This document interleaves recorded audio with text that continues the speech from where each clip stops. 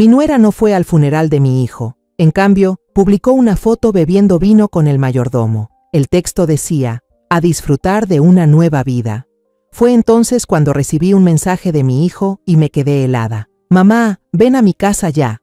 Pero antes de continuar, revisa si ya te suscribiste al canal y comparte en los comentarios desde dónde nos estás viendo. Nos encantaría saber hasta dónde llegan nuestras historias de venganza. Soy Lucía Aguilar, tengo 69 años y soy la madre de Mauricio Aguilar, mi único hijo. Ni en el peor de los escenarios imaginé que tendría que despedirlo. La sala del funeral era pequeña, entre las filas de sillas vacías, algunas caras conocidas, vecinos, compañeros de trabajo. Conté sin pensar hasta que me detuve. Me di cuenta de que estaba buscando a alguien. La puerta de madera oscura se movía con el viento, pero Camila no aparecía. Mi nuera solía ser puntual, siempre sonriente, atenta y responsable con todo. Miré el reloj. El coordinador del funeral se acercó y susurró: ¿desea esperar un poco más, señora Aguilar? Apreté los labios, asentí suavemente y luego negué con la cabeza. Los murmullos detrás de mí empezaron a clavarse como espinas. ¿Dónde está su esposa? Dicen que está destrozada. ¿Por qué no vino? Traté de no voltear. Camila me había enviado un mensaje anoche diciendo que seguro estaría ahí. En mi teléfono no había nada más que el pronóstico del clima y un mensaje de cortesía. Nada de Camila. El padre me miró con una mezcla de aliento y disculpa. Lo entendí. Ya había leído las oraciones y para la parte del homenaje me pidió que dijera unas palabras. Me levanté, con la hoja temblando entre los dedos, y sentí que todo el salón se reducía al sonido de mi respiración. El nombre de mi hijo es Mauricio Aguilar, comencé con voz ronca. A veces era torpe, un poco distraído, pero siempre fue un joven cálido y lleno de entusiasmo. La gente sonrió, una risa leve, cortés, amable. Tragué saliva. Era de los que arreglaban la llave del vecino sin cobrar. Decía: yo puedo hacerlo. Mamá tantas veces que terminé creyendo que realmente podía hacerlo todo. Me detuve. La garganta me ardía. Evité hablar de los últimos meses, de las llamadas tardías, de su voz cansada, de las veces que decía: no te preocupes, estoy bien, y luego callaba. Tampoco mencioné la última pelea con Camila, esas palabras sueltas que alcancé a oír. Dinero, presión, no revises mis horarios. Solo dije: Mauricio era de esos que, aún en medio de una multitud, se hacían a un lado para ceder el asiento. Si me preguntaran qué tipo de persona era, diría: alguien que sabía lo que era la responsabilidad. El discurso fue breve. Las lágrimas cayeron sobre el papel. Me senté, con el sonido de mi propio sollozo de fondo. El padre continuó con el resto del servicio. Volví a mirar la puerta. Camila seguía sin aparecer. El entierro fue más rápido de lo que esperaba. El ataúd de madera descansaba sobre las cuerdas. Cuando comenzó a descender, sentí que mi cuerpo también caía con él. Alguien me dio un puñado de tierra. Abrí la mano. La tierra húmeda resbaló y golpeó la tapa con un sonido seco.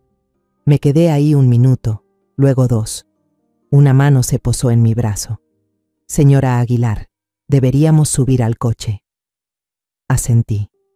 No sé cuánto tiempo más me quedé ahí, ni cómo regresé a casa.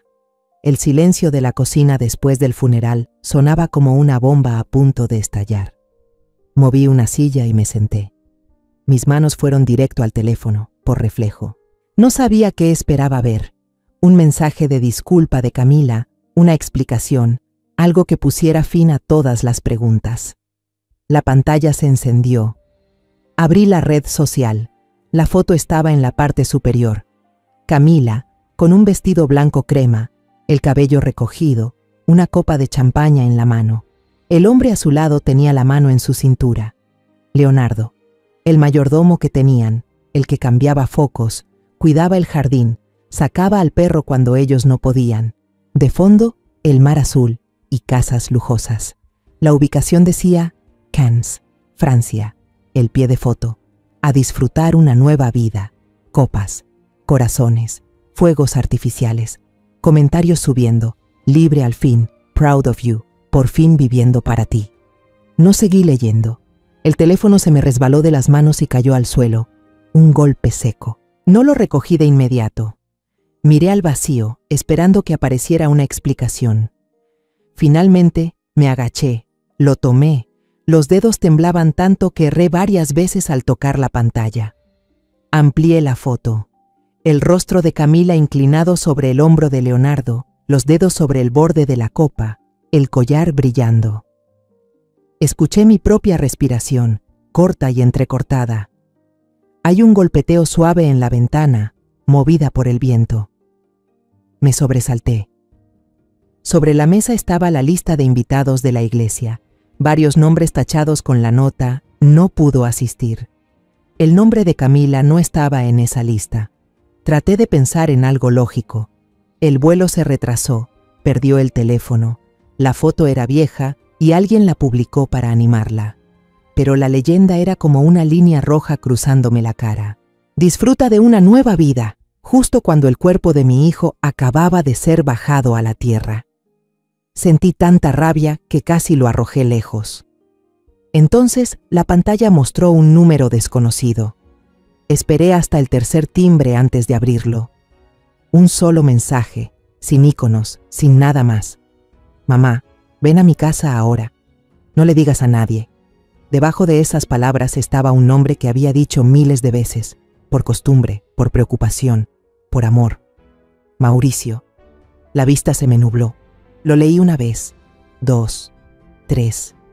Las venas me latían en la muñeca. Me mordí el labio hasta sentir el sabor metálico. Alguien debía estar haciendo una broma cruel. O alguien había robado el teléfono de mi hijo.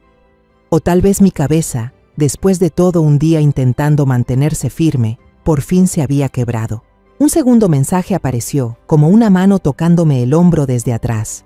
«Mamá, por favor, créeme. Cruza ya». Me levanté tan rápido que la silla golpeó el mueble de la cocina. No me puse un abrigo más grueso, ni guantes, ni cerré las puertas con las 3 vueltas de siempre. Solo metí el teléfono al bolsillo, agarré las llaves y salí corriendo. Seguía nevando. Puse la mano en el volante, escuché el motor encenderse como una cuenta regresiva. Si mi hijo estaba vivo, entonces ¿quién estaba enterrado en su lugar? Si no lo estaba, ¿quién me acababa de escribir? La puerta se cerró detrás de mí. El viento quedó atrapado afuera, y la casa se hundió en un silencio tan profundo que me heló los huesos. Me quedé en la entrada, mis ojos acostumbrándose a la oscuridad.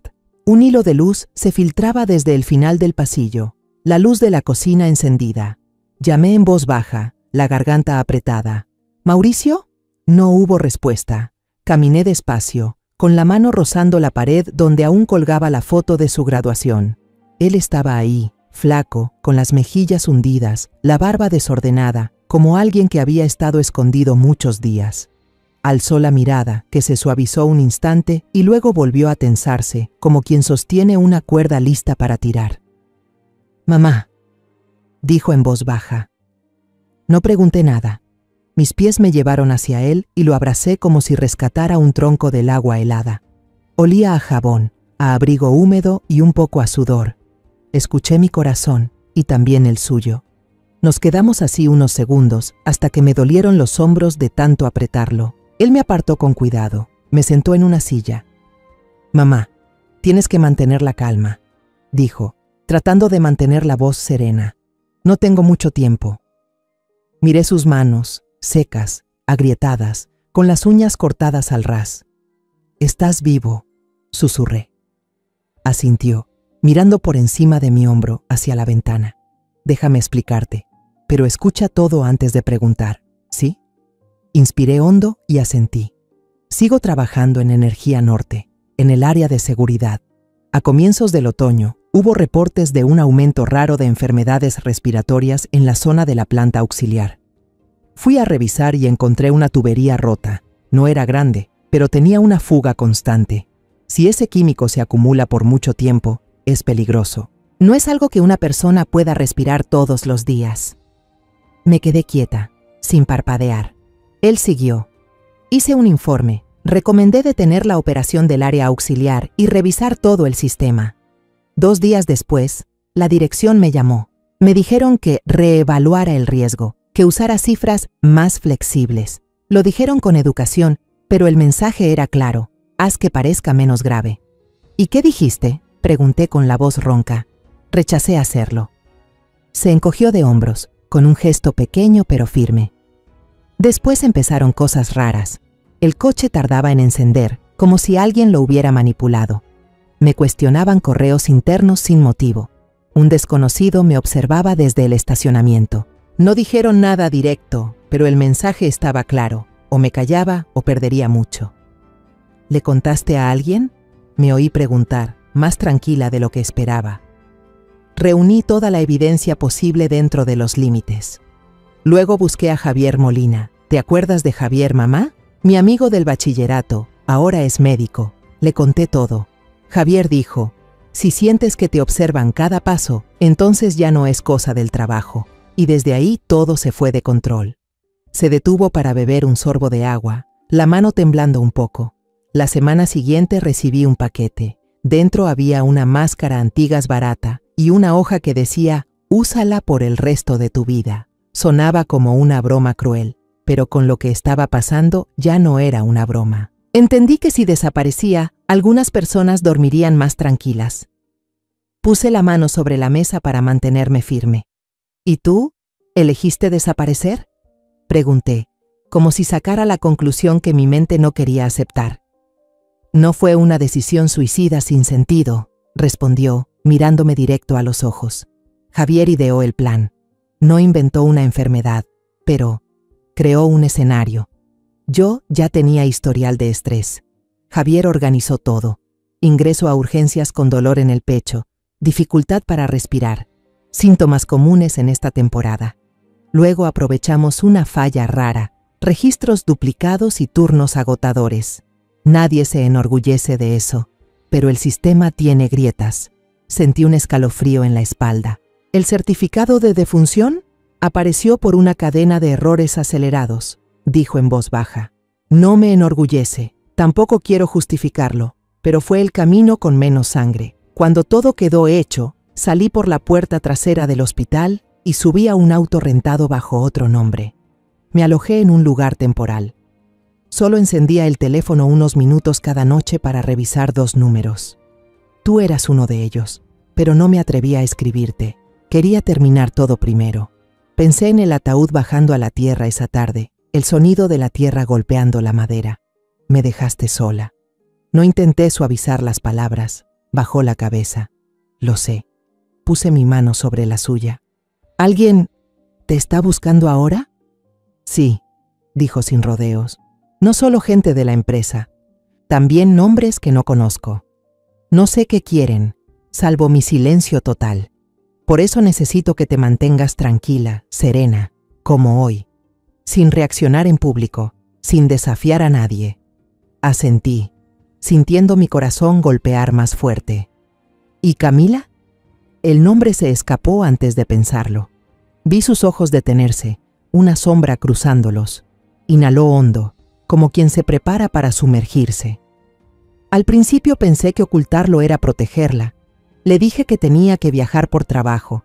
Luego empecé a pasar menos tiempo en casa. Creí que ella estaba sufriendo, pero me equivoqué. Esperé. Él me miró, los labios tensos, conteniendo las palabras. Mamá, lamento haberte hecho pasar por esto, pero Camila no es como tú. Ella no sufre como tú. Ella... No terminó la frase, como si dudara entre arrastrarme a la oscuridad o dejarme respirar un poco más. Te mostraré luego. Ahora solo necesito que creas que mi muerte fue fingida porque quiero vivir. Y lo que viste esta noche me demuestra que ya no puedo seguir protegiendo a alguien que eligió otro camino. Me incliné hacia él, apretando su mano, sintiendo nuestros pulsos mezclarse. Sigue, le dije, con una voz más firme de lo que esperaba. Paso a paso, no omitas nada.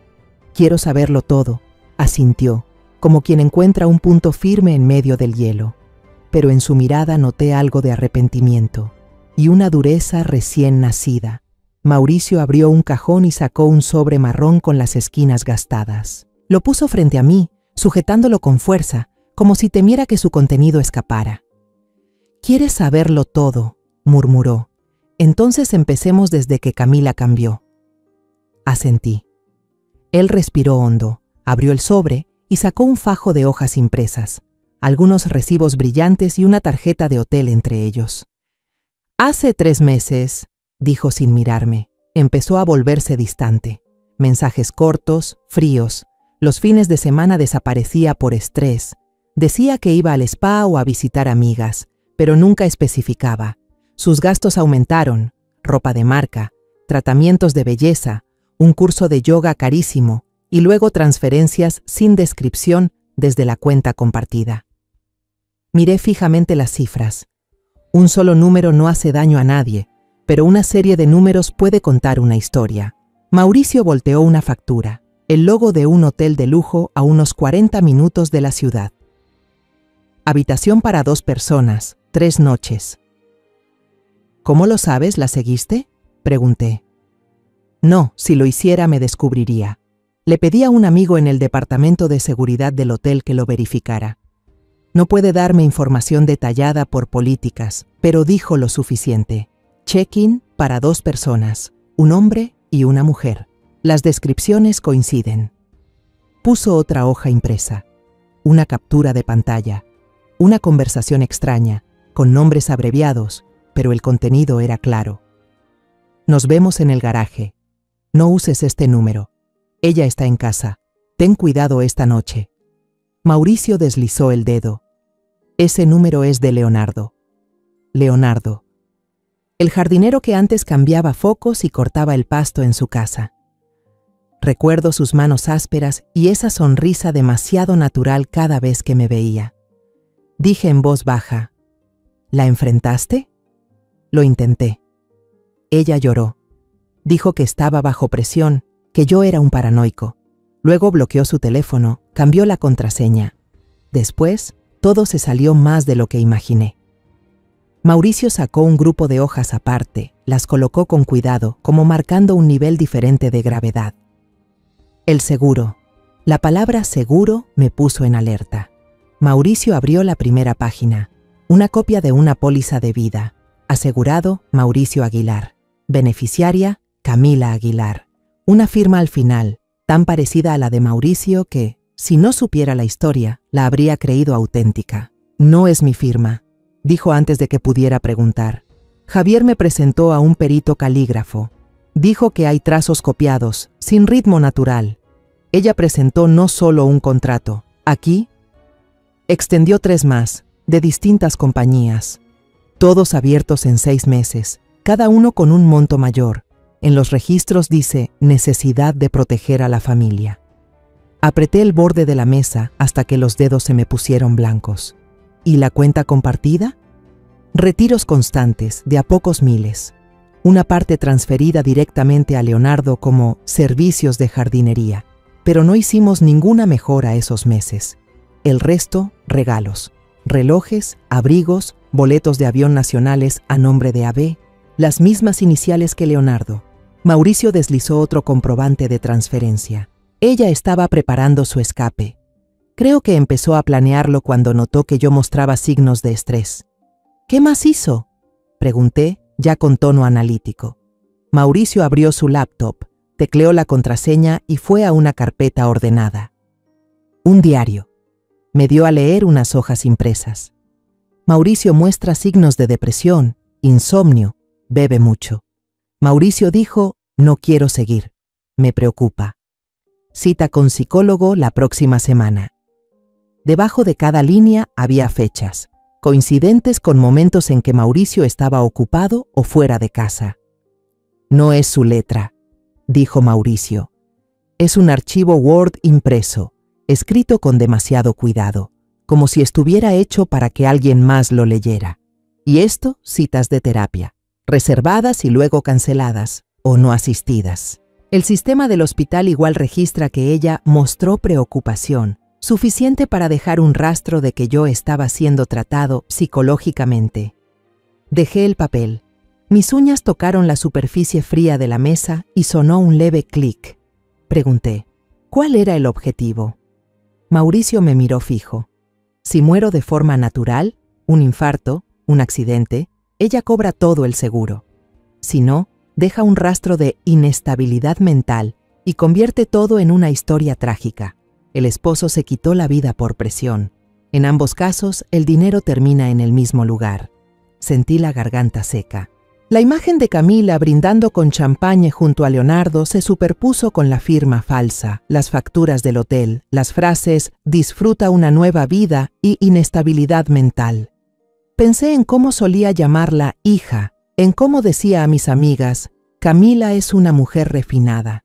Yo me detuve, dándome cuenta de que no hacía falta hablar con formalidad aquí. He defendido a esa mujer muchas veces, dije en voz baja. Le dije que tenías que ser más paciente. Creí que ella era una persona razonable. No lloré, pero mis manos se enfriaron de una forma extraña, como si la sangre se retirara de mis dedos. Mauricio se recargó en la silla, con los ojos bajos. Yo también quería creerlo, mamá. Aplacé lo del trabajo, evité hablar del tema para que no se preocupara. Pensé que la estaba protegiendo, pero solo le dejé el espacio para organizar otra cosa. Lo miré. Hablé despacio, cada palabra como un clavo. Quiero que pague por lo que hizo. Mauricio levantó la mirada. En sus ojos había dolor, pero también algo parecido a alivio. La haremos pagar, no con violencia, sino con la verdad. Cuando acepté acompañarlo, Mauricio abrió otro expediente, más grueso, ordenado con precisión, como si lo hubiera revisado decenas de veces. Esta parte la preparé antes de morir, dijo. Si algo salía mal, todo se pondría en marcha solo. Explicó brevemente. Todas las pruebas sobre la fuga de químicos, los correos internos, los reportes sin alterar y su propio diario de trabajo habían sido enviados al abogado Rodrigo Chen por una vía segura. Además, había un poder notarial. Si Mauricio moría, Rodrigo tenía la autoridad para activar los paquetes de acción, contactar a las autoridades y a las aseguradoras. Nadie tiene que inventar nada, dijo Mauricio. Solo hay que seguir el orden y presionar los botones correctos. Asentí. Entre los papeles había formularios de reclamos de seguros ya llenos. Cada uno tenía un solo espacio en blanco para que Rodrigo firmara con la fecha de entrega.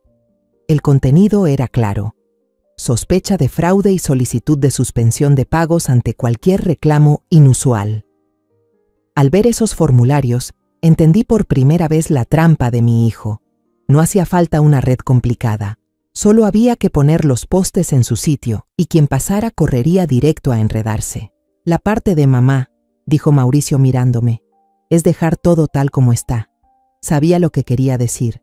Debía seguir siendo la madre que acababa de enterrar a su hijo, sin reacciones exageradas, sin acusar a nadie, sin levantar sospechas sobre mi nuera ante los demás. Asentí. En realidad, ese era el papel más difícil que había tenido, porque cada vez que pensaba en la foto de Cannes, mis manos se cerraban con fuerza. Empecé a vivir como si siguiera un guión. Por las mañanas respondía mensajes de condolencia. Gracias por pensar en mi familia. Al mediodía llamaba a la iglesia para preguntar por la factura, con una voz firme, sin temblar. Por la tarde iba al cementerio. Dejaba flores sobre una tumba vacía. Me quedaba el tiempo suficiente para que los extraños que pasaban vieran a una mujer realmente de luto. Murmuraba unas palabras como si Mauricio pudiera oírme. Aquí estoy. Todo está bien. Déjalo en mis manos. Entre la gente que asistió al funeral, algunos me invitaron a tomar café, a pasar por sus casas el fin de semana. Acepté solo algunas veces, escuchando sus conversaciones triviales, repitiendo una y otra vez. Mauricio siempre fue un buen hombre. Nadie preguntó por qué Camila ya no aparecía. Quien lo hizo recibió mi sonrisa tenue. Está cansada. No dije más. Cuantas menos palabras, menos riesgos. Los días siguientes todo siguió el ritmo previsto. Fui a la iglesia a firmar papeles, pagué los gastos que el hospital había prometido cubrir después de aclarar el error. Me dijeron que guardara las facturas. Todo se resolverá pronto. Les tomé fotos y se las envié a Rodrigo. Una tarde, mi teléfono vibró.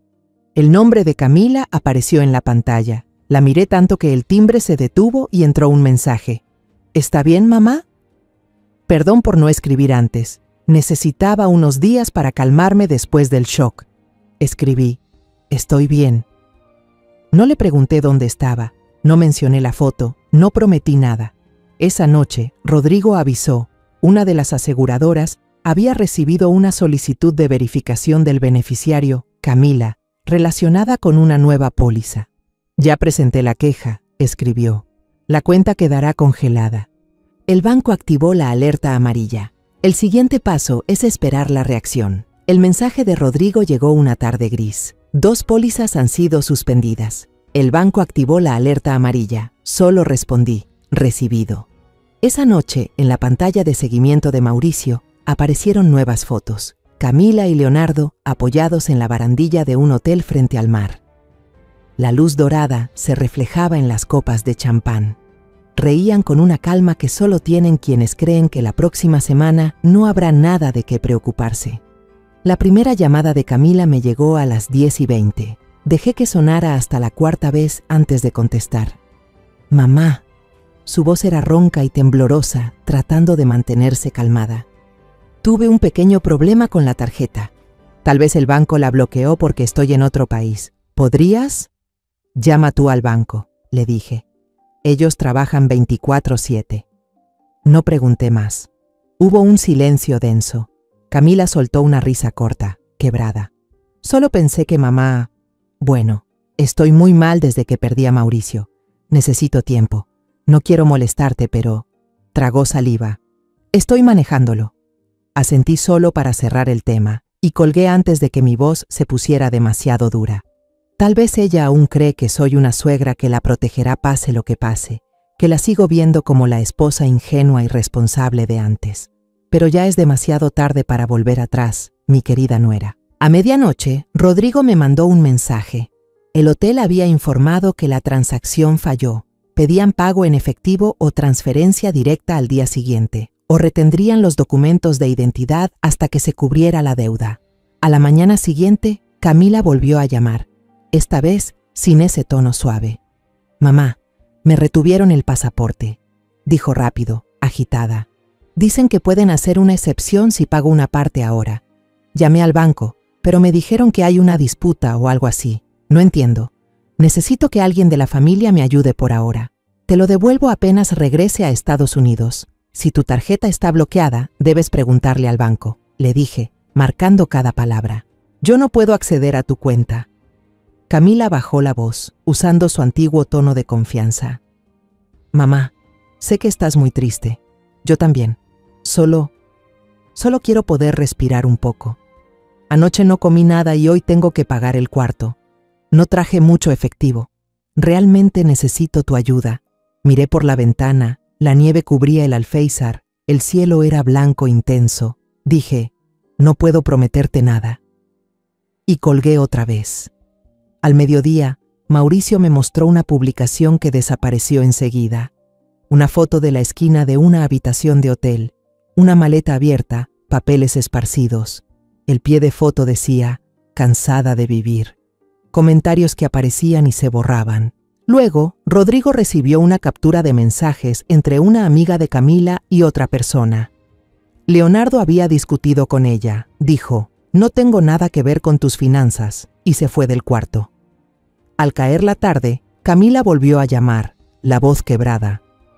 Leonardo se fue antes, dijo. Hizo una pausa como si le hubieran golpeado con esas palabras.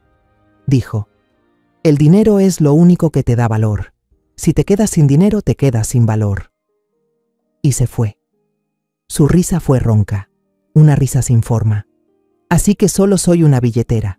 Mamá, ¿me escuchas? Te escucho, dije. Ella sollozó. Necesito volver a casa.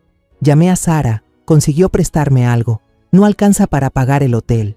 Puedo quedarme una semana limpiando para compensar con tal de que me devuelvan mis papeles. Mamá, si pudieras enviarme un poco. Llama a Rodrigo, le dije. Él entiende de esos trámites. Yo no puedo resolver eso desde aquí. La escuché respirar fuerte, conteniéndose. ¿Por qué hablas como si...? Se detuvo, cambió el tono. Sé que estás enojada conmigo por lo del funeral. Yo me equivoqué, pero te lo explicaré. Cuando vuelva, iré a verte. Cuando regreses, lo hablamos, respondí. No juego a ser jueza por teléfono. Mi papel ahora es ser el muro. Rodrigo se sentó frente a mí, escuchando. Ella va a volver, concluí, y tocará la puerta como si nada hubiera pasado. Mauricio asintió. La esperaremos detrás del silencio. La noche se hizo más profunda. Recogía los papeles sueltos sobre la mesa cuando la puerta se abrió despacio. Mauricio entró, pálido, los labios resecos. Intentó sonreír, pero una tos lo sacudió, larga, doblándolo como si lo hubieran golpeado en el pecho. Corrí a sostenerle los hombros y sentí el calor ardiendo a través de la camisa. «Solo estoy un poco cansado», dijo entrecortado, y volvió a toser. Su frente quemaba como una estufa. El pulso en la muñeca latía rápido, respiraba corto. Todo el mes había dormido poco, comido apenas, corriendo de un lado a otro como quien camina sobre un hilo. Al final, su cuerpo presentó la factura. La ayudé a recostarse en el sofá, le puse una toalla húmeda en la frente y le serví un poco de agua tibia. Bebió unos sorbos, cerró los ojos, las cejas aún fruncidas como si siguiera oyendo el zumbido del computador. «Mamá, lo siento», murmuró. «Justo cuando más se necesitaba, yo me caigo. Mañana tengo que estar afuera contigo, en el porche. Tengo que...» «No», lo interrumpí, acomodándole una almohada detrás de la espalda para que respirara mejor. «Ya hiciste suficiente. Desde la foto del balcón hasta los formularios, todo lo preparaste tú. Lo que falta, déjamelo a mí». Bajé la luz de la lámpara, le subí la cobija hasta el pecho. Su aliento caliente me rozó la mano. Se fue calmando poco a poco, aunque aún jadeaba. «Mañana llamaré a Javier Molina. Esta noche solo tienes que dormir». Abrió los ojos, mirándome como queriendo asegurarse de que hablaba en serio. Si necesitas que firme algo, despiértame. Trató de sonreír. Odio la idea de dejarte sola. «Desde ahora no hay más sola», le respondí en voz baja. Puse el termómetro sobre la mesa al lado del sofá. Dejé otro vaso de agua y unas pastillas para la fiebre. El teléfono estaba en mi bolsillo, silencioso pero listo. Afuera, la lluvia golpeaba el techo suavemente, como un tambor constante. Mauricio me tomó la mano, con poca fuerza pero intentando apretarla. «Tengo miedo de que si me debilito, todo se me escape de las manos». «Mi mano está aquí». Apreté la suya. «Tranquilo». Sentí cómo su mano se iba relajando, los párpados cayendo del todo. Su rostro demacrado de pronto parecía más joven, como cuando se quedaba dormido sobre el escritorio, todavía sujetando el lápiz. Me quedé ahí, recostada en el respaldo, escuchando su respiración, el tic-tac del reloj y el cambio del viento con la lluvia. En mi cabeza, la agenda del día siguiente se ordenaba: llamar a Javier, avisar a Rodrigo para que actualice, revisar los documentos, preparar respuestas por si Camila aparecía en la puerta. Cerré los ojos un segundo, los abrí enseguida sin permitirme descansar. «Ya hiciste suficiente», repetí, esta vez para mí misma. «El resto déjamelo a mí». Y me enderecé, vigilando el sueño febril de mi hijo, mientras la noche nos arrastraba, silenciosa, hacia un nuevo día. La noche en Guanajuato era fría, como un golpe seco en la piel. Las luces del auto de aplicación acababan de perderse al final de la calle cuando vi a Camila arrastrando una maleta sobre el empedrado, el abrigo desabotonado, el cabello pegado al cuello después de varios vuelos seguidos. Se detuvo frente a la escalinata. Probó la llave. La cerradura no se movió. Volvió a intentarlo, con más fuerza. Nada. Entonces vio el papel cruzado sobre la puerta. Un sello blanco con letras rojas, anunciando que la casa estaba bajo investigación por fraude financiero y fraude de seguros. El viento tironeaba del borde del papel. Las letras temblaban como una advertencia. Camila dio un paso atrás, buscó el teléfono en el bolso y marcó el número impreso. Una voz fría le respondió. La oficina solo atendía en horario laboral. Debía dejar un mensaje. Cortó, marcó otro número, intentando que alguien la atendiera fuera de hora. Del otro lado solo repitieron el protocolo. Debía agendar una cita. La acera estaba muda, salvo por el eco hueco de la maleta, su respiración agitada y el paso fugaz de un gato. Mi teléfono vibró. Lo dejé sonar 2 veces antes de contestar. «Mamá, llegué a casa. La cerradura». La cambiaron. Hay un papel pegado en la puerta. Necesito verte. Ahora, te voy a explicar. Su voz sonaba quebrada, como vidrio al romperse. Subí al porche. Ella estaba sentada sobre la maleta, con las ojeras marcadas y la ropa arrugada. Se levantó tan rápido que pareció temer que yo desapareciera. Levanté la mano, indicándole que se detuviera. Nos separaban solo unos pasos, pero mantuve la distancia. «Mamá», intentó sonreír, una sonrisa que no llegaba a los ojos. Yo me equivoqué al callar. Fui a terapia viajando. El doctor dijo que debía alejarme de los recuerdos. ¿Yo? Vi la foto en Cannes, dije directo, sin rodeos. La copa de champán, el balcón, Leonardo. También vi los recibos, los gastos, los boletos de avión para 2. Quiero escuchar una explicación que no tenga que ver con tratamiento. Se quedó paralizada, como si tropezara con el escalón. Yo fui allá para poder respirar. Leonardo solo. También vi la transferencia a nombre de Leonardo por remodelación del jardín, justo en las semanas en que esta casa no tuvo ninguna obra. Vi la solicitud del seguro presentada justo después de que el nombre de mi hijo apareciera en el certificado de defunción. Y vi tu silla vacía en el funeral de mi nuera. Dije cada frase despacio, ni más alta ni más baja. Miró la maleta y luego me miró a mí, la voz temblándole un poco. Mamá, no he estado bien. No sabía cómo afrontarlo. Ver el funeral fue insoportable. Sé que me odias por eso. Yo solo pensé que si me alejaba unos días. Unos días en un hotel de lujo frente al mar, lo interrumpí. Y tu cuenta fue bloqueada cuando no pudiste pagar la cena. Saqué el teléfono y marqué rápido. Vamos a llamar a Rodrigo Chen. Ahora mismo puse el altavoz. Rodrigo contestó después del segundo timbre. Le expliqué brevemente. Habló con tono plano, como leyendo un informe. La solicitud de disputa del seguro ya fue presentada. Según el procedimiento, las cuentas y transacciones relacionadas se mantendrán bloqueadas mientras se verifica la información. El beneficiario recibirá una notificación para presentar los documentos requeridos. Es el procedimiento habitual en caso de detectar irregularidades. Camila reaccionó enseguida. ¿Por qué irregularidades? Yo solo. Soy la esposa legal. Yo tengo derecho. Su voz subió, luego bajó al ver mi mirada fija. Quiero decir, solo hice lo que cualquiera haría cuando su esposo muere. Yo no soy cualquiera, respondí. Rodrigo continuó. Solo confirmo el procedimiento. Cualquier otra comunicación deberá hacerse durante el horario laboral, colgué antes de que Camila pudiera detenerme. Me apoyé en el pilar del porche, hablando despacio, como recitando una fecha.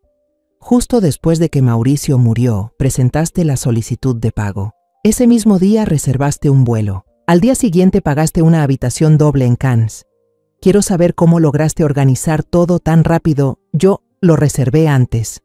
Se le escapó y luego tragó saliva, empalideciendo. Quiero decir, era un paquete flexible, habitación para. Se detuvo, dándose cuenta de que acababa de abrir una puerta que no debía. Reservar antes significaba que el plan existía desde antes, incluso antes del funeral. No mencioné ese desliz. Dejé que el silencio llenara el aire para que escuchara su propia respiración entrecortada. Al final de la calle, una patrulla pasó, las luces azul y roja iluminando por un instante las fachadas antes de apagarse, devolviendo la oscuridad intacta. Camila la siguió con la mirada, encogiéndose instintivamente. Subió el cierre de su chaqueta. Vi sus manos temblar, ya no con ese temblor fingido. Desde mañana trabajarás con el abogado, le dije. Esta noche puedes ir a casa de Sara o donde quieras. No abriré esta casa. ¿Sabes por qué? Necesito recoger mis cosas, dijo débilmente. Ropa, documentos. Lo necesario ya está sellado. Si quieres algo más, presenta una solicitud. Ellos se encargarán. Mantuve la voz neutral, como leyendo instrucciones. Será mejor que descanses una noche. Come algo. Mañana llama al número del papel. No pienso huir. Me miró, el pecho agitándose. Solo Necesito saber si todavía me consideras parte de la familia. Dejé que la pregunta quedara entre nosotras. La familia no se queda en el balcón con el mayordomo mientras entierran a su esposo, dije. No levanté la voz, pero las palabras cortaban solas. La familia no inventa una crisis emocional para justificar tomar el dinero de alguien recién declarado muerto. Parpadeó, forzando una sonrisa temblorosa. Estás pensando lo peor de mí.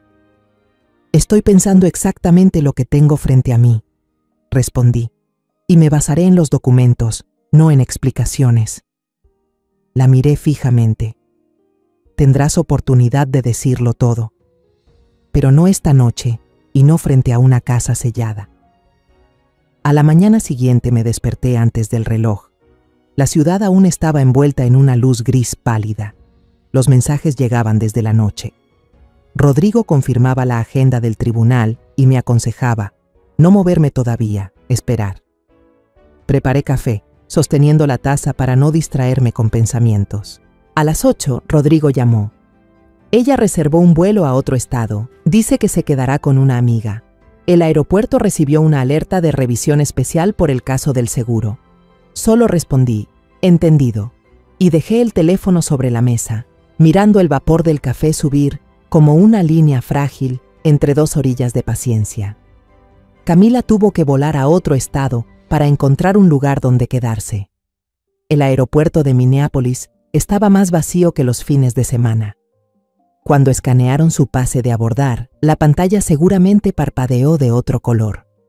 Un agente de seguridad bajó la vista y con cortesía le dijo: «Por favor, acompáñenos para una revisión adicional». En una sala privada aparecieron dos personas vestidas de civil. Mostraron sus credenciales. Uno era del aeropuerto, el otro se presentó como del FBI. Hablaron con calma, leyeron sus derechos, explicaron el motivo de la intervención. Había una orden relacionada con sospechas de fraude de seguros, falsificación de documentos y estafa financiera. Camila debió haber insistido en que todo era un malentendido, que solo quería salir de Guanajuato unos días, que estaba frágil después de perder a su esposo. Pidió un abogado y se puso seria cuando le preguntaron cuál teléfono era suyo y cuál iPad usaban en común. Ellos no tenían prisa. Explicaron el procedimiento para confiscar temporalmente los dispositivos y extraer los datos, elaboraron el acta y le pidieron firmar la constancia de lectura. Todo se hizo en orden, paso a paso, sin que faltara ni un punto. Cerca del mediodía llegué al juzgado local. El pasillo olía a madera barnizada y papel, bancos largos contra la pared. Me senté en un rincón, mirando por la puerta entreabierta hacia la pequeña sala de audiencias. Camila fue conducida dentro, con la ropa arrugada, el cabello recogido a prisa, el rostro apagado, los ojos perdidos por falta de sueño. Cuando volteó, recorrió la sala con la mirada, y por un instante se detuvo en mí, como buscando un ancla. La miré apenas un segundo, sin asentir, sin negar. No podía darle ninguna señal a la que pudiera aferrarse para reinterpretar lo que pasaba. Mantuve las manos en los bolsillos del abrigo, sentada derecha. La audiencia de fianza fue rápida. El fiscal leyó el resumen. El abogado de Camila intentó presentar una versión de depresión, tratamiento, búsqueda de refugio temporal para refutar los cargos. El juez fijó una fianza alta. Rodrigo me escribió: «No puede pagarla». Vi a Camila girar para preguntar algo con rapidez, los labios apenas moviéndose. El policía le apoyó la mano en el codo, con cortesía, pero sin permitirle decir más. La puerta se abrió y se la llevaron. Las esposas brillaron bajo la luz blanca. En el pasillo me quedé junto al ventanal, mirando hacia el estacionamiento. El teléfono vibró. Empezaron a llegar las notificaciones de los medios locales. Detienen a la esposa del hombre que murió de un infarto por presunto fraude de seguros. Foto de vacaciones en Cannes causa indignación. Sospechan relación con el mayordomo. Usaban las mismas fotos que una vez me hicieron soltar el teléfono. Unían la frase celebración de nueva vida con seguro millonario. No necesitaban agregar más. El contraste hacía el resto. No hice comentarios.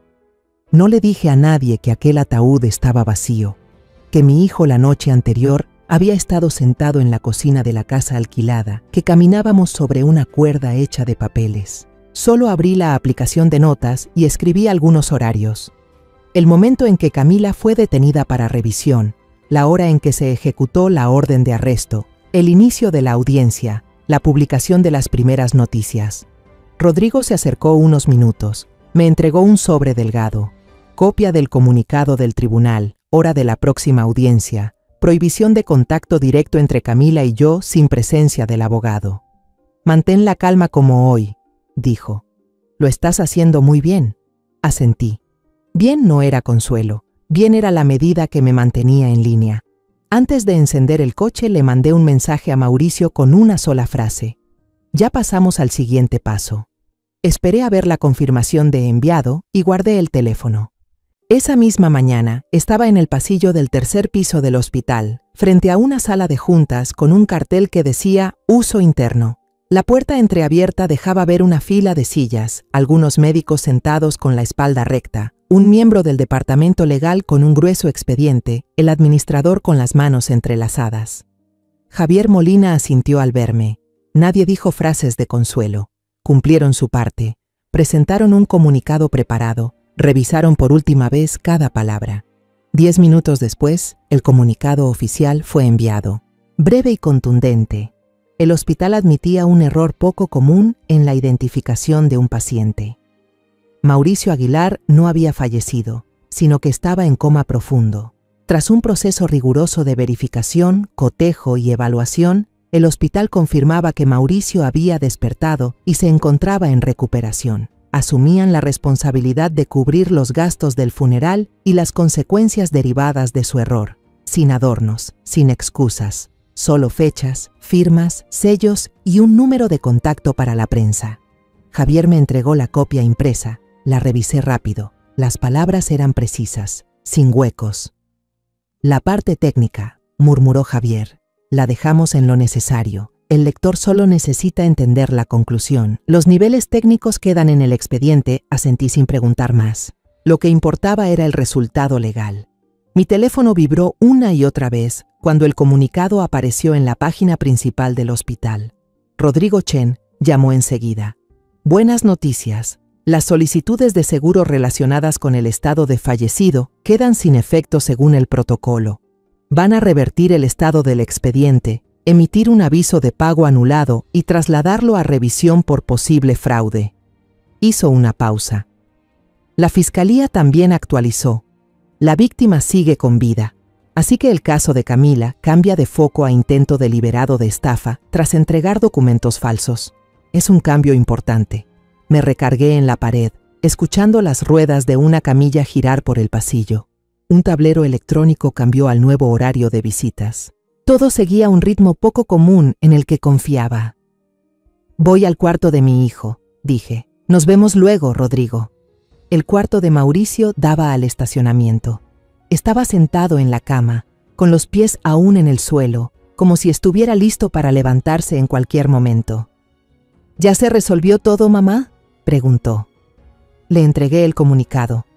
Lo leyó de corrido. Se detuvo en el párrafo sobre el pago de gastos funerarios, y la comisura de su boca se movió con un gesto entre tristeza e ironía. No necesito que me crean, dijo. Solo que quede registrado. Hablamos brevemente sobre el siguiente paso. Rodrigo entró en la habitación, abrió una nueva carpeta y extendió un esquema sobre la mesa pequeña junto a la ventana. El nuevo nombre será Evan Collins. Vamos por orden. Primero, el trámite legal de cambio de nombre, la solicitud, el aviso público según la ley y una breve audiencia ante el juez. Con la orden firmada, iremos a la oficina del Seguro Social para actualizar los datos. Después, licencia de conducir nueva en el DMQ, cambio de nombre en cuentas bancarias, tarjetas de crédito, servicios y contrato de renta. Al mismo tiempo, yo enviaré las notificaciones necesarias para enlazar todo el proceso legal y evitar duplicaciones. Mauricio escuchaba, tomando notas con su letra pequeña y ordenada. ¿Y la dirección de residencia?, preguntó. Trasladada temporalmente a Seattle, como planeamos, respondió Rodrigo. Es una dirección postal segura. No publiques nada en línea hasta que todo encaje. El cambio de nombre no es para borrar huellas, sino para evitar el eco, que las personas equivocadas sepan dónde buscar. ¿Energía Norte?, pregunté. El caso de la filtración sigue por otro canal, dijo Rodrigo. Solo necesitas saber que el expediente que Mauricio entregó sigue en su sitio. Habrá una respuesta pronto. Esa misma tarde, después de que el hospital emitió el comunicado, Rodrigo informó que el fiscal general del Estado y las agencias federales habían abierto una investigación. Energía Norte aceptó pagar una gran multa, someterse a supervisión durante varios años y crear un fondo de compensación para los trabajadores. Días después, el CEO renunció y 2 gerentes de seguridad fueron acusados por falsificar documentos. Cerré el mensaje, lo guardé junto al comunicado. Una hoja decía que mi hijo seguía con vida, la otra obligaba a los poderosos a vivir bajo la ley. Un policía local tocó la puerta y pidió permiso para entrar. Confirmó la información. Recibimos el comunicado. Solo vengo a registrar que Mauricio Aguilar está vivo y en recuperación. Este es el acta. Hizo algunas preguntas de rutina, agradeció y se fue. Javier regresó con el calendario de controles, análisis de sangre, seguimiento neurológico, mediciones de presión. Todo se desplegaba como una vía de tren, ni rápido ni lento, solo exigiendo que quien va a bordo mantenga el equilibrio. Tomé el comunicado, lo metí en una funda plástica transparente y lo coloqué en mi carpeta personal. Hay papeles que son solo papeles, y hay otros que son escudos. Sabía que este pertenecía a los segundos.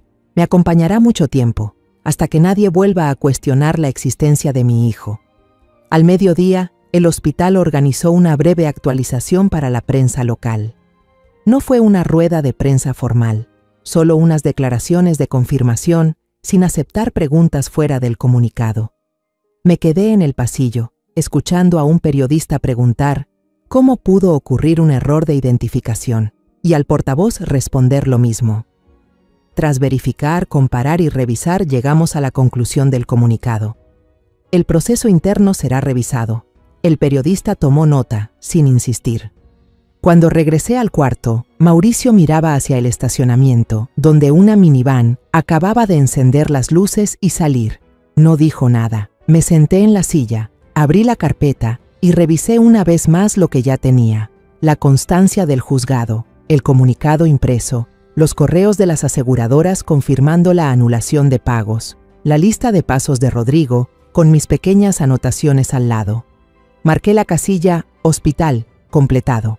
Al atardecer, la policía volvió con un formulario para que Mauricio firmara y confirmara que había sido informado por completo sobre el incidente de identificación y sus derechos relacionados. Javier le dijo: «Deberías descansar temprano esta noche. Si tu mente está más clara, mañana será más fácil». Puso en mi mano una cita para el control médico y me advirtió que no la pasara por alto. Asentí. La forma en que hablaban de cosas tan normales, tomar la presión, hacer análisis, me tranquilizó de una manera sencilla. Antes de salir del hospital, me quedé frente al ascensor mirando los números subir lentamente. Me recordé a mí misma: no hay prisa.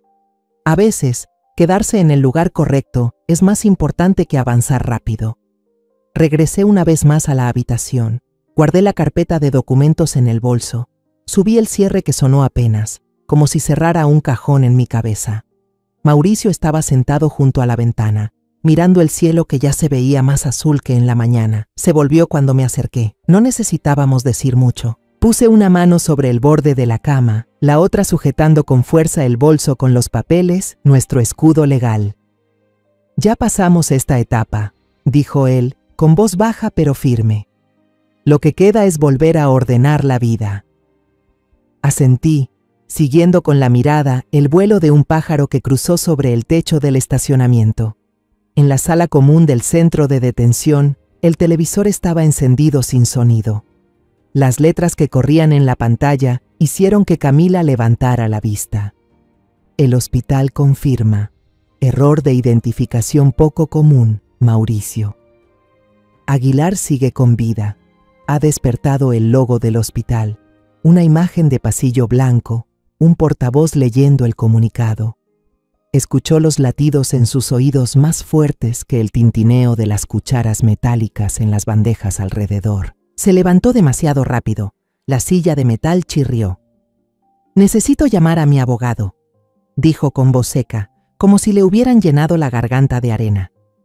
El guardia miró el televisor y asintió. Ella caminó por el pasillo con olor a desinfectante, las manos tan frías que ya no sentía los dedos. En la cabina telefónica, marcó el número del abogado de oficio sin apartar la vista del pequeño monitor al fondo del pasillo. La frase en pantalla se repetía una y otra vez, sin añadir ni quitar nada. «¿Ya vio la noticia?», dijo el abogado apenas contestó. «Sí». Apoyó la frente contra el vidrio. «¿Puede confirmar que no es una noticia falsa?». «Acabo de recibir el PDF del hospital y de la fiscalía». «Es real». Un silencio vacío. Camila miró sus manos. La tinta negra del día en que tomó las huellas aún se veía entre los dedos. Intentó bromear, pero la voz se le quebró. «Entonces, mi esposo no está muerto». La palabra esposo cayó como algo pesado sobre la mesa, haciendo temblar todo a su alrededor. Se miró a sí misma en el reflejo, el hueco que dejaba su figura. Ese vacío ahora llenaba la habitación. Sintió náuseas. «¿Señora Camila?», recordó el guardia. Ella asintió, colgó el auricular y caminó despacio de regreso a la celda. En el pasillo, una interna más joven miró un momento la pantalla y luego a ella, encogiéndose de hombros. «Noticia grande, ¿eh?». Camila no respondió. Ya no le quedaban palabras. Intentó imaginar el rostro de Mauricio al leer el comunicado, pero borró la imagen enseguida. Le parecía demasiado lejana. En su memoria quedaba una versión de él, con camiseta gris, agachado arreglando un mueble atascado, levantando la vista para decir «ya está». Había amado más esa sensación de «ya está» que al propio hombre, y se dio cuenta demasiado tarde.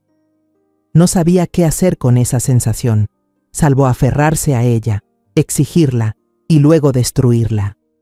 Pidió otra llamada, dejó un mensaje en el buzón del despacho del abogado. «Quiero cooperar. Entregaré todo. Por favor, programe una reunión lo antes posible». Luego pidió otra hoja y escribió los nombres de las mujeres que Leonardo había mencionado. La esposa de un gerente menor, la cajera de las afueras, la vendedora en línea, vidas que antes le habían parecido ajenas. Eran contexto, ahora eran pruebas. Cuando las luces del pasillo se atenuaron, Camila se quedó quieta, la espalda contra la pared, las manos entrelazadas. Pensó en Lucía, en la mirada de aquella mujer la noche del sellado, en la frase «me basaré en los papeles, no en las explicaciones». Quiso llamarla para disculparse, pero entendió que un perdón ahora valía lo mismo que la espuma. Lo que quedaba debía expresarse con firmas y cooperación, no con palabras. Dejó el bolígrafo, los ojos le ardían, pero no lloró. «Ya no hay un nuevo comienzo», murmuró como dictando su propia sentencia. «Solo queda pagar». La sala del tribunal era más pequeña de lo que imaginaba. Las sillas de madera estaban muy juntas y el aire olía a una mezcla de papel viejo y barniz. Me senté en la última fila con una carpeta vieja en las manos que contenía el informe del hospital. El fiscal estaba de pie, con voz firme y pareja, exponiendo los hechos como si abriera cajones uno por uno. Primero mostró las solicitudes de seguro. Copias ampliadas proyectadas en la pantalla con la firma de Mauricio Aguilar, familiar pero sin el pulso de una mano viva. El perito calígrafo explicó brevemente, señalando los trazos interrumpidos, la presión irregular, y concluyó que la firma mostraba señales de falsificación. No usó palabras complicadas. Todos entendieron. Después vino el historial de pagos del hotel. En la pantalla corría una línea de tiempo. Las transacciones de tarjeta coincidían exactamente con los momentos en que Camila había presentado las solicitudes de desembolso. 3:15 de la tarde del día X, correo enviado. 7 de la noche del mismo día, pago en el restaurante del resort en Cannes. Al día siguiente, reserva de servicio de spa para 2 personas. Una línea seguía a la otra como mojones que unían el cementerio con el balcón frente al mar. Miré la pantalla. con la garganta seca. Luego apareció la cadena de mensajes entre Camila y Leonardo. El abogado de Camila le puso una mano en el hombro y le susurró algo al oído. Vi cómo ella bajaba los hombros. Durante el receso, ambas partes entraron en una sala privada. Rodrigo pasó a mi lado y me dijo en voz baja: «¿Quieren negociar?». Asentí sin preguntar los términos. 15 minutos después, la audiencia se reanudó. El abogado de Camila se puso de pie, tratando de mantener el tono firme, y declaró la intención de aceptar los 3 cargos: fraude de seguro, estafa financiera y falsificación de documentos. Respecto al cargo de conspiración para homicidio, pidió al tribunal considerar el grado de implicación, argumentando que no hubo acción directa que causara daño físico. El fiscal respondió con 2 frases cortas: «Las consecuencias sociales son graves». El plan de lucro fue premeditado. La sala entera pareció encogerse alrededor del mazo del juez. La deliberación fue breve. Cuando el tribunal regresó, se oyeron los crujidos de las sillas al moverse. El juez leyó la sentencia, palabra por palabra, despacio y con claridad. 5 años de prisión federal por los delitos admitidos. Al cumplir la condena, prohibición de acceder, figurar o beneficiarse de productos de seguro durante un tiempo determinado y restitución parcial de los daños y costos, a definirse en el proceso civil posterior. Camila bajó la cabeza. El cabello le cubría medio rostro. No me miró. Tampoco necesitaba esa mirada. La noticia del arresto de Leonardo llegó poco después. Rodrigo me envió un breve informe. Leonardo había huido de su residencia apenas detuvieron a Camila, viajando por varios países hasta ser capturado en una nación de Centroamérica gracias a la colaboración entre la policía local y las autoridades federales. El expediente revelaba que no era solo su amante. Había asesorado a varias mujeres con matrimonios deteriorados sobre cómo abrir pólizas, crear pruebas de inestabilidad emocional, esperar el momento adecuado y desaparecer cuando llegaba el dinero. Las autoridades ampliaron la investigación sobre la red. Entre los avisos y los trámites, seguimos el plan acordado. Mauricio completó la audiencia de cambio de nombre ante el juez estatal, un proceso de apenas unas preguntas administrativas. La orden mostraba el nuevo nombre: Evan Collins. Fuimos a la oficina de la Seguridad Social, entregamos un expediente grueso y luego al DMG para cambiar la licencia. Me senté en una silla dura, vi a mi hijo tomarse la nueva foto y recordé la primera vez que lo traje aquí para su examen de manejo, cuando le temblaban más las manos que ahora. Al salir del DMG, nos quedamos bajo el techo un momento esperando que parara la lluvia. Evan, lo llamé para probar. Se giró de inmediato, con una leve sonrisa. El nuevo nombre encajaba en el lugar del antiguo como una pieza exacta. Una semana después, tomamos el vuelo nocturno a Seattle. El departamento alquilado era pequeño, cerca del lago, con piso de madera opaca y una cocina sencilla. Colgué mi abrigo y abrí la ventana para dejar entrar el aire húmedo y fresco de la nueva ciudad. Evan recorrió las habitaciones. Tocó los interruptores, midió con la vista la distancia entre la mesa y la pared, como si leyera un plano. Acordamos las reglas: discreción total, nada en redes sociales, cumplir con las citas médicas, abrir una nueva cuenta bancaria, cambiar todas las facturas.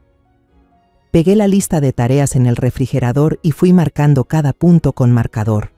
El nuevo trabajo empezó con un correo que Rodrigo nos reenvió. Una pequeña empresa quería revisar el riesgo de fraude en su proceso de reembolsos. Evan preparó el esquema de la consultoría. Yo revisé la ortografía y añadí una cláusula de ética. No ayudamos a evadir las normas, ayudamos a entenderlas y cumplirlas para protegerse. Esas 2 líneas se convirtieron en el límite que trazamos, en negritas al inicio de cada documento.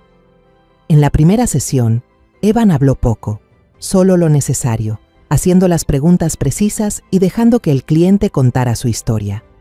Vi su mano dibujar el proceso en el papel y reconocí algo nuevo en él, una calma distinta, no la frialdad del que ya no siente, sino una forma de orden interior. Los días siguientes tuvimos 2 contratos pequeños más. Uno era revisar los accesos al sistema en una empresa familiar de impresión.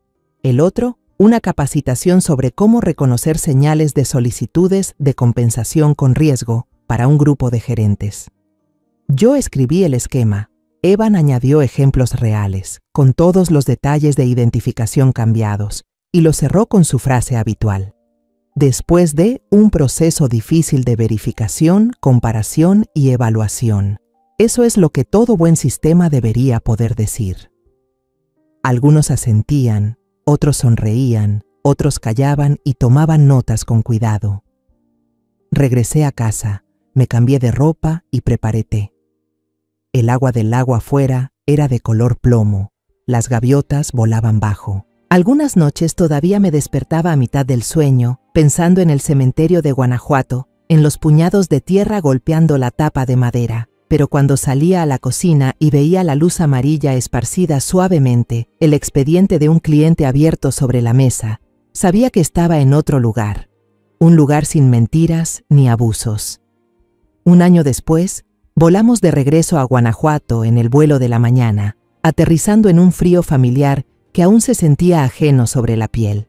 Renté un auto viejo, los asientos de tela un poco gastados, el olor de la calefacción subiendo con fuerza. Evan iba en el asiento del copiloto, con la mano apoyada en la rodilla y la mirada perdida en la ventana empañada.